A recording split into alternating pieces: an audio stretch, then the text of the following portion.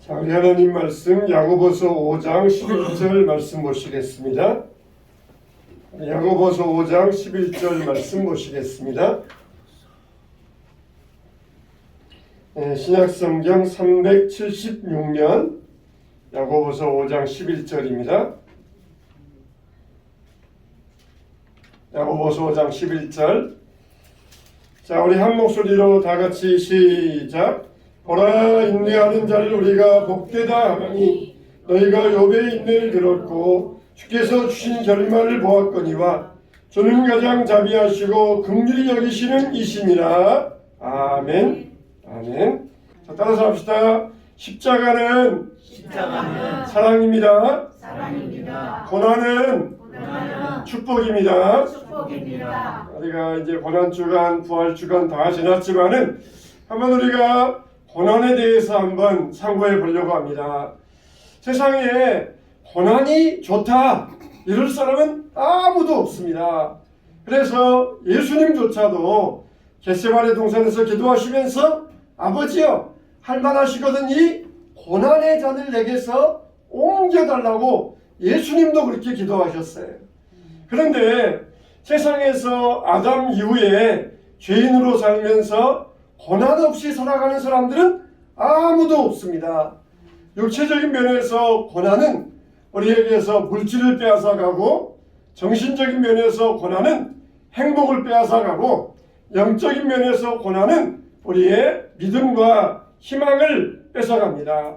자, 고난은 위기이며 저주이며 형벌이며 심판인데, 자, 그렇다 그러면은 이 고난이 정말 무익한 것인가?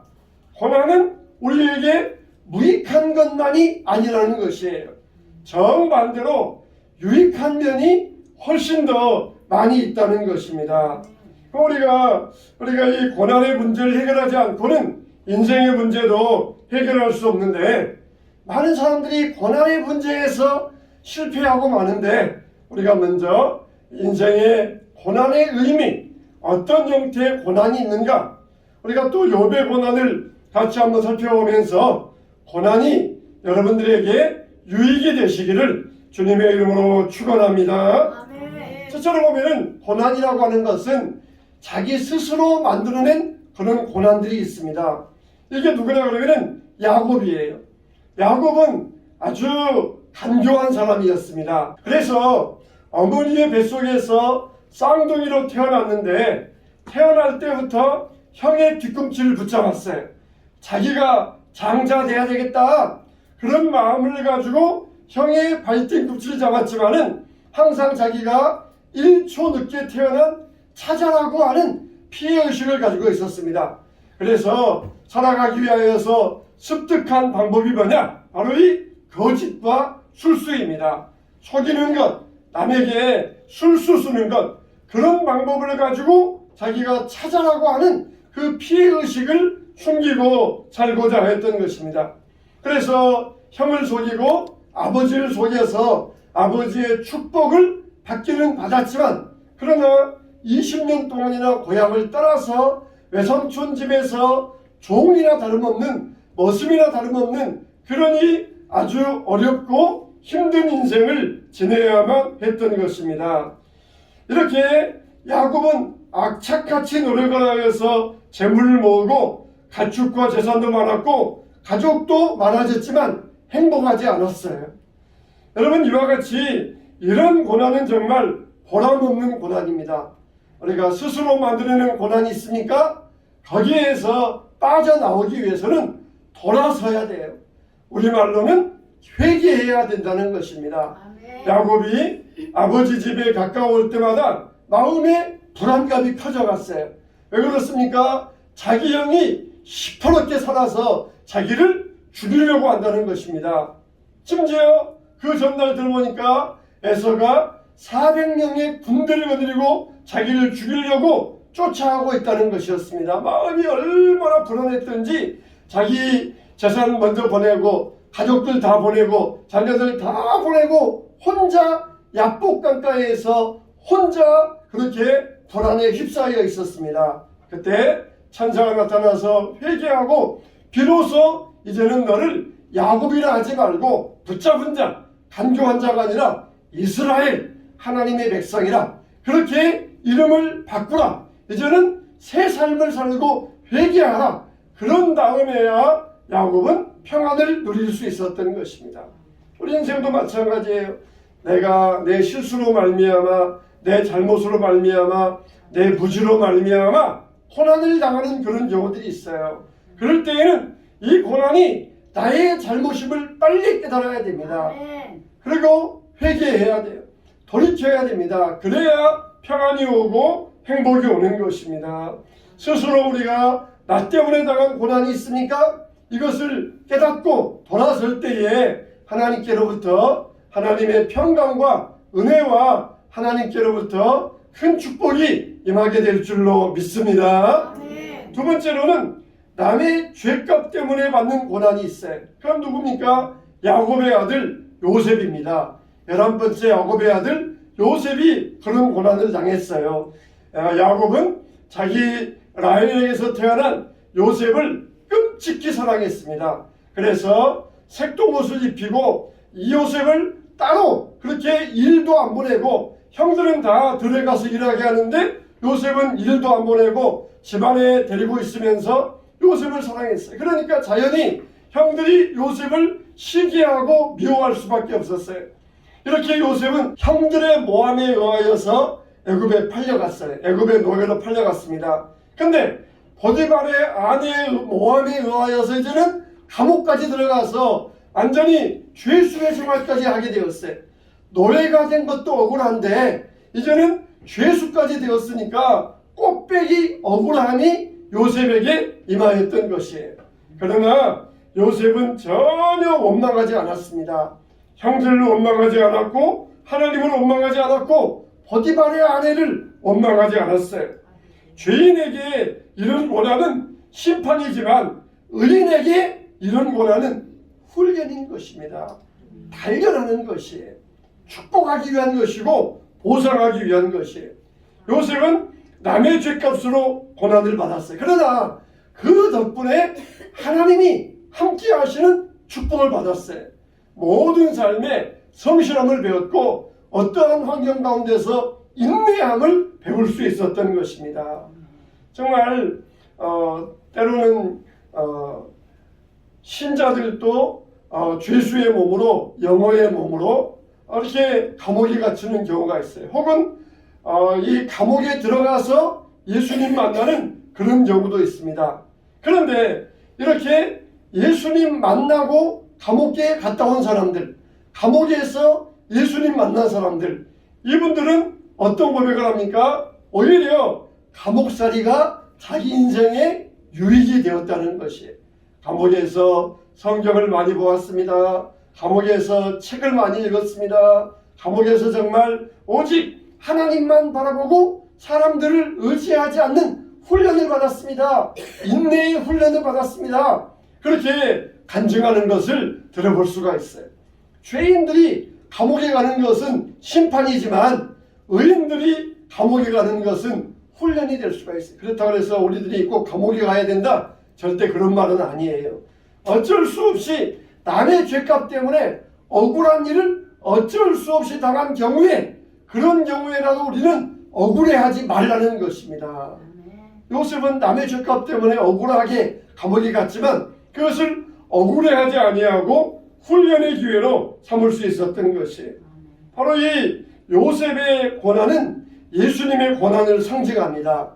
요셉이 괜히 남의 죄값 때문에 억울하게 고난당하였던 것처럼 예수님은 십자가의 대속, 예수님은 죄가 없는 분이지만은 인류의 죄를 위하여서 대신 십자가를 지시고 죽음을 당하심으로 하나님 보좌 우편에 앉으셨던 것이에요. 남의 죄값 때문에 당하는 고난은 우리에게 축복이 되고 보상이 되고 상급이 되는 것입니다. 그래서 우리가 남의 죄값 때문에 고난을 당하는 경우가 있으니까 하나님께서 이것을 반드시 갚아주실 것을 믿으시기 바랍니다. 요셉은 정말 애굽의 총리의 자리까지 오를 수 있었어요. 우리는 정말 그래도 남의 죄값 때문에 억울한 고난도 안 당했으면 좋겠다, 그렇게 우리 마음이 있잖아요. 물론 우리는 남의 죄값 때문에 고난당하지 않으면 좋아요. 그러나 인생에 살다 보면은 이런 경우도 있을 수가 있다는 것이에요. 우리 모두가 다 100이면 100 다 그렇지는 않지만 100명 가운데 1명, 1000명 가운데 1명 그런 경우에 남의 죄값 때문에 억울한 고난을 당한다 할지라도 우리는 절대로 원망해서는 안 된다는 것이에요. 왜 그렇습니까? 우리가 당한 대로 하나님이 우리에게 갚아주시기 때문이에요. 할렐루야. 할렐루야. 괜히 남의 죄 때문에 남 때문에 어렵고 힘든 일을 당했다 그러면은 하나님께서 갚아주시리라. 할렐루야. 이런 믿음의 자세를 가져야 됩니다. 그래서 남의 죄값으로 고난당할 때에 감동적인 인생을 살게 돼요. 세 번째, 우리는 어떤 고난이 있습니까? 스스로 택한 고난이 있어요. 내가 스스로 나는 고난을 택하겠다. 그런 고난이 있다는 것입니다. 바울이 그랬어요. 바울이 말하기를 지금도 전과 같이 온전히 담대하여 살든지 죽든지 내 몸에서 그리스도가 존귀하게 되려 하노라. 그렇게 고백했어요. 나는 살든지 죽든지 나는 이 고난을 통하여서 그리스도가 존귀되기를 원하노라. 그렇게 고백하였던 것입니다. 또 바울이 왜 고난을 선택하였냐면은 교회를 위하여서 이렇게 말하고 있습니다. 나는 이제 너희를 위하여 받는 괴로움을 기뻐하고 그리스도의 남은 고난을 그의 몸된 교회를 위하여 내 육체에 채우노라. 이렇게 말하고 있어요. 내가 스스로 고난을 선택했는데 그 고난은 무슨 고난이냐? 교회를 위하여 당하는 고난을 선택했다는 것이에요.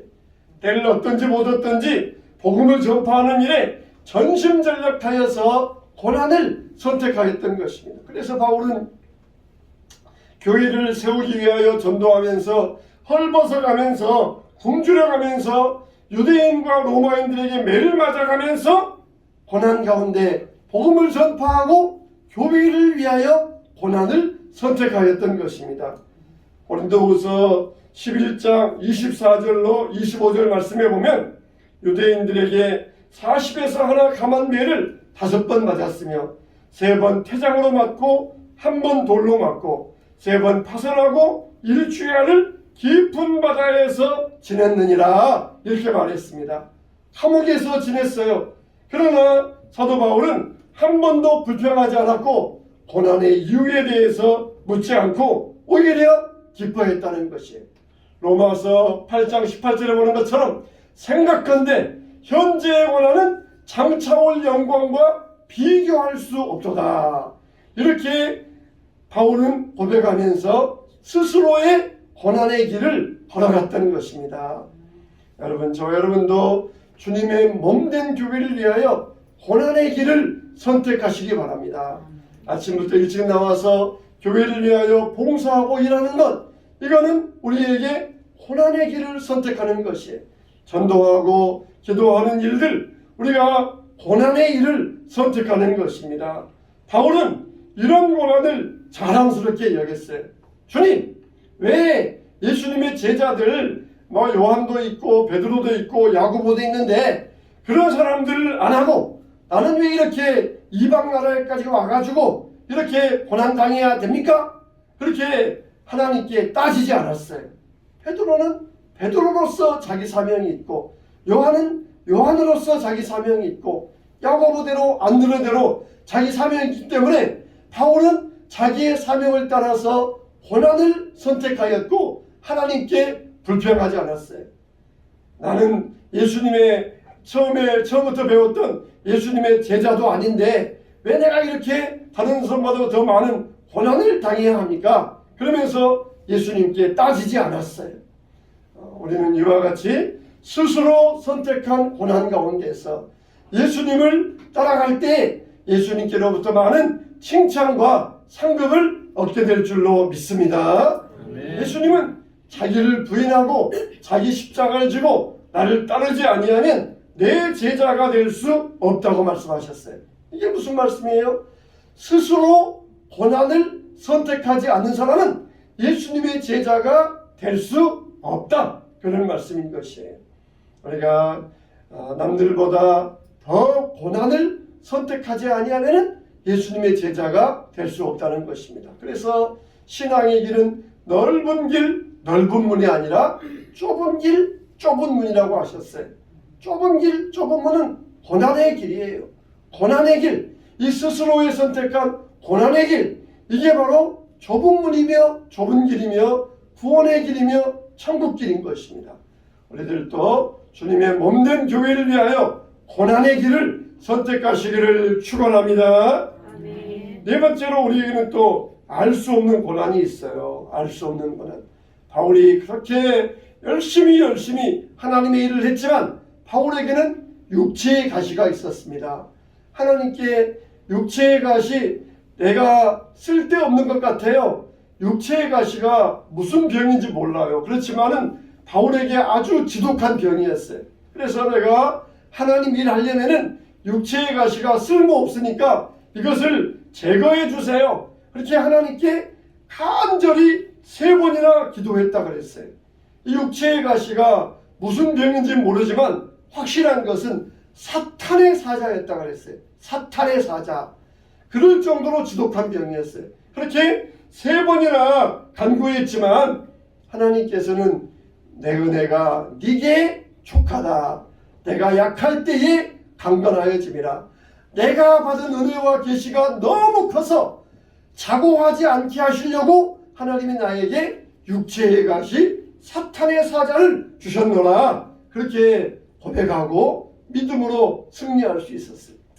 여러분, 우리에게 알 수 없는 고난이 있어요. 그 고난의 원인이 뭔지, 내 잘못도 아니고 남의 죄값도 아니고 내가 선택한 것도 아니고, 그런데 나에게 알 수 없는 고난이 있어요. 그럴 때 우리는 하나님께서 우리에게 해결 방법을 주시는데 바로 뭡니까? 기도하는 거예요. 기도하는 거. 하나님께 해결해 달라고 바울은 기도했어요.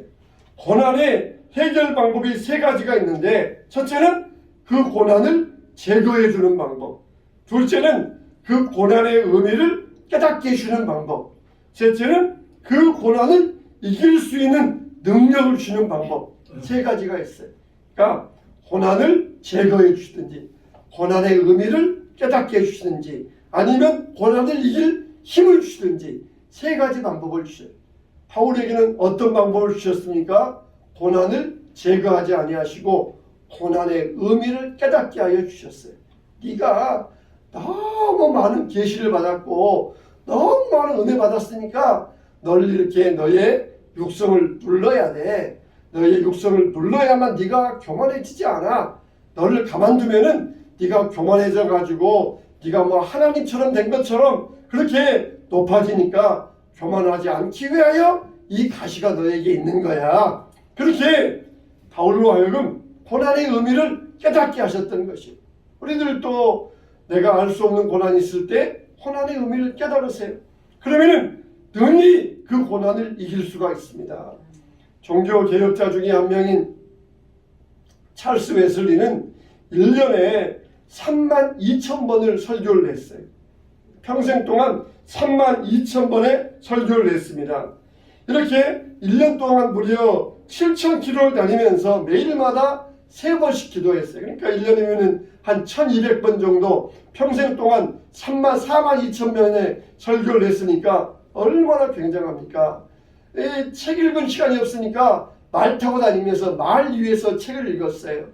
그렇게 여기 다니면서 설교하고 저기 다니면서 설교하고 영국 전체를 다니면서 설교하니까 얼마나 많은 거리를 이동하면서 설교했습니까? 그런데도 불구하고 그의 일기에 뭐라고 기록했냐면은 내가 이렇게 피곤하게 일하였지만 나는 피곤한 줄을 모른다. 그렇게 고백했어요.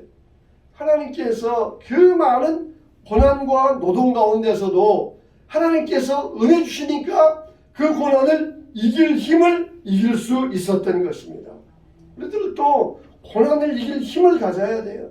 고난 가운데서 그 고난을 이길 능력을 가져야 됩니다. 아멘. 다니엘이 사자굴에 들어갔을 때 하나님 저 사자의 고난을 물리쳐 주시옵소서. 그럴 때 사자를 죽이지 않으셨어요. 그냥 사자를 놔두셨습니다. 서드랑 메삭 아벳느고가 풀무불 속에 들어갔을 때 그냥 불을 꺼뜨려 주시옵소서. 그렇게 풀무불을 꺼뜨리지 않으셨습니다. 풀무불 가운데서 함께 해주셨어요. 사자굴 가운데서 함께 해주셨습니다. 하나님은 이와 같이 우리에게 은혜를 주시는데 그 은혜를 가지고 고난을 능력으로 이기게 하여 주신다는 것입니다. 사도 바울이 정말 육체의 가시로 인하여서 고통스러워했지만 오히려 내가 기뻐하고 여러 약한 것들에 대하여 자랑하노라, 그렇게 고백을 했어요. 오늘 말씀에 보면은 욥의 인내가 나옵니다. 보라, 인내하는 자를 우리가 복되다 하나니 너희가 욥의 인내를 들었고 주께서 주신 결말을 보았거니와 주는 가장 자비하시고 긍휼히 여기시는 이시니라.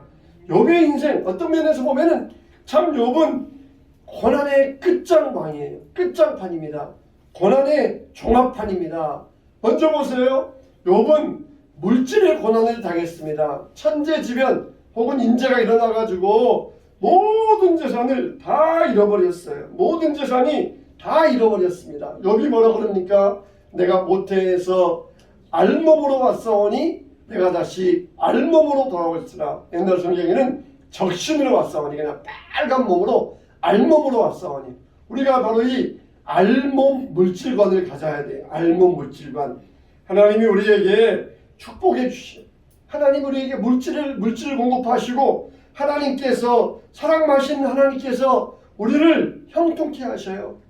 하지만 예외도 있습니다. 예외도 있어요. 만일 우리 영혼에 해가 된다 그러면은 물질을 거두어 가십니다. 꼭 물질 축복을 받아야만 하나님이 우리를 사랑하신다. 이거는 거짓 복음이에요. 거짓 복음. 꼭 물질 축복을 받아야만 하나님께 축복받은 것이다. 이게 바로 기복주의 거짓 복음이에요. 하나님은 우리에게 물질 주셔요. 맞습니다. 하나님은 우리를 형통케 하십니다. 맞습니다. 그러나 꼭 그렇다. 그러면 그것은 거짓말이 되는 것이에요. 예외도 있어요. 만일 우리 영혼에 해가 된다, 우리 신앙에 방해가 된다, 그러면 하나님은 물질을 거두어 가셔요. 욥과 같이 참된 믿음을 시험해 보기 위하여서 물질을 거두어 가십니다. 너희는 무엇을 먹을까, 무엇을 마실까 염려하지 말라. 이는 다 이방인들이 구하는 것이라 그랬어요. 너희는 먼저 그의 나라와 그의 의를 구하라. 그러면 이 모든 것이 너희에게 더해지리라. 그렇게 말씀하셨어요. 여러분, 적어도 여러분들 다 집집마다 자녀들마다 승용차 한 대씩 있잖아요. 집에 가면 냉장고도 있고 세탁기도 있고 또 집에 가면은 TV도 있고 그러잖아요. 왜 그렇습니까? 나라가 잘 사니까 우리가 그런 복을 받은 것이에요. 북한 사람들은 아무리 자기들이 평생의 노력을 해도 집에 TV, 승용차 이런 걸 꿈을 꿀 수가 없어요. 그런데 나라가 잘 사니까 백성들이, 국민들이 다 잘 살게 되었어요. 우리가 열심히 일해서 잘 살게 되었습니까? 그거는 다 이 잘못된 생각이에요. 나라가 잘 사니까 우리도 잘 살게 된 거예요. 마찬가지입니다. 하나님 나라가 잘 돼야 돼요. 너희는 먼저 하나님 나라와 하나님의 의를 구하라 그랬어요.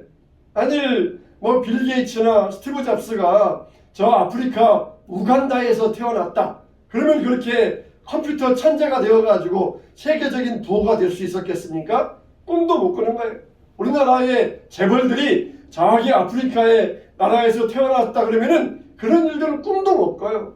대한민국에 태어나고 미국에서 태어났으니까 그렇게 성공할 수 있어요. 마찬가지입니다. 나 혼자 잘 되는데 나라가 망하면은 무슨 소용이 있겠어요? 나라가 전쟁이 일어나가지고 나라가 망하면은 내가 잘 됐으니까 나는 성공했다. 그런 게 아무 소용이 없어요. 우리는 하나님 나라가 잘 되기를 꿈꿔야 됩니다. 그러면은 하나님 백성들은 어때요? 자연히 잘 돼요.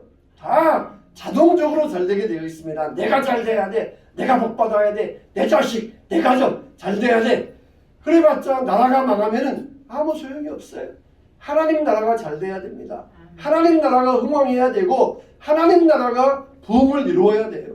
그럴 때 우리나라가 잘 되면은 온 국민들이 혜택을 받는 것처럼 하나님 나라가 잘 되면은 하나님 나라 백성들이 다 축복을 받게 되어 있습니다. 너희는 먼저 그의 나라 그의 의를 구하라. 하나님 나라와 하나님의 의를 구하라. 그리하면 이 모든 것을 너희에게 더하여 주시리라. 할렐루야. 네. 우리의 믿음의 우선순위가 있어야 돼요.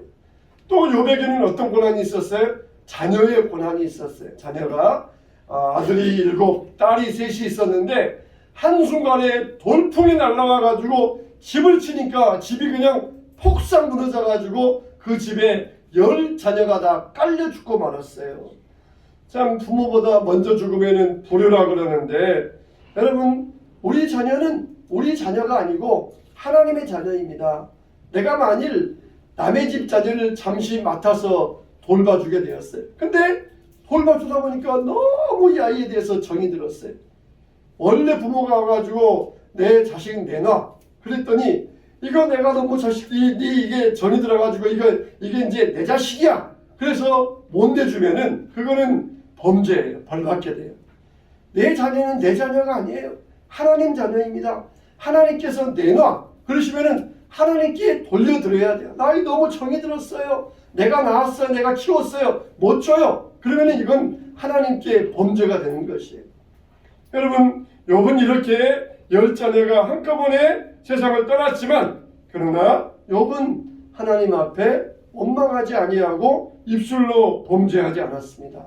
자녀의 고난 이게 욥의 인내였어요.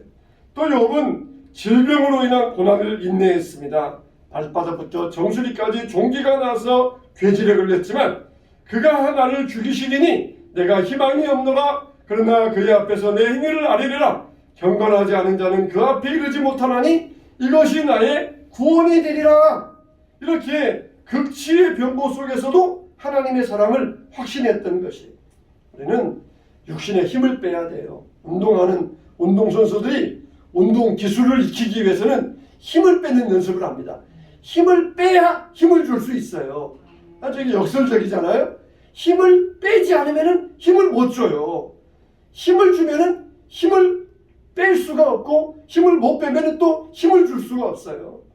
우리는 힘을 빼야 됩니다. 육체의 힘을 빼야만 그래야 영혼의 능력이 임하는 것입니다. 육체에 힘이 있어가지고는 영혼의 능력을 임할 수가 없어요. 욥은 육체의 질병 가운데서 온전히 육체의 힘을 빼는 훈련을 하였고 그리고 그 가운데서 하나님을 만날 수 있었어요. 고난받기 전에는 욥이 동방의 의인이었지만 고난받은 다음에는 그가 하나님의 사람으로서 우뚝 설 수가 있었던 것입니다. 또 욥에게는 비난받는 고난이 있었어요.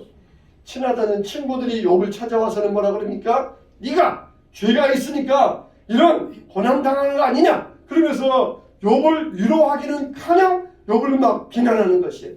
그렇지 않아도 마음도 아프고 몸도 아파가지고 죽겠는데 친구들까지 와가지고 정신적으로 비난하니까 그냥 돌아버릴 지경입니다. 그 지경 가운데서도 욥은 끝까지 친구들과 대화하면서 그 고난을 다 견뎌야 했던 것이에요. 너희들 꺼져! 그러면서 친구들을 비난하지 않았어요. 내가 떠나겠다! 그러면서 벗어나지도 아니하고 끝까지 친구들과 다 대화하면서 이 일이 무엇 때문인가? 이 원인이 어디에서 왔는가? 이 문제의 원인이 무엇인가? 그걸 치열하게 파헤치고 있었던 것입니다. 이렇게 욥은 비난당했지만 비난하지 않았어요. 예수님께서도 욕을 당하실 때 맞대 욕하지 아니하시고 고난당하실 때 유업하지 아니하시고 오직 공의로 심판하는 이에게 부탁하셨다 그랬습니다. 여러분 우리는 비난받는 고난이 있을 수 있어요. 억울하게 비난받는 고난이 있다 할지라도 하나님께서 나를 깨우치게 하기 위한 저 사람을 통하여서 나를 깨닫게 하기 위한 하나님의 뜻이 있을 것이다. 이렇게 하면서 받아들이면 그 어떤 고난도 우리를 해치지 못할 줄로 믿습니다. 그래서 욥은 그 결과는 어떻게 했습니까? 갑절의 축복을 받게 되었어요. 우리의 고난도 마찬가지입니다. 이 땅의 축복과 하늘의 영원한 상급을 받을 수 있어요. 우리는 우리의 몸에 뭘 채워야 됩니까? 내 몸에 그리스도의 몸된 교회를 위하여서 고난을 채운다 그랬습니다. 주님을 위하여 헌신하고 봉사하고 일하시기 바랍니다. 이게 바로 주님을 위하여 스스로 택한 고난으로서 하나님 앞에 많은 축복과 상급이 보상이 여러분들에게 주어지게 될 것입니다. 고난 주간도 지나고 부활주도 지났지만 우리가 다시 한번 이 성도의 고난의 의미를 돌아보면서 내가 정말 얼마나 주님의 몸된 교회를 위하여서 헌신하고 있는가, 몸된 교회를 위하여서 고난을 내 몸에 채우고 있는가, 이 사실을 우리가 주님 앞에서 스스로 깨닫고 믿음으로 살게 되시기를 주님의 이름으로 축원합니다. 축원합니다.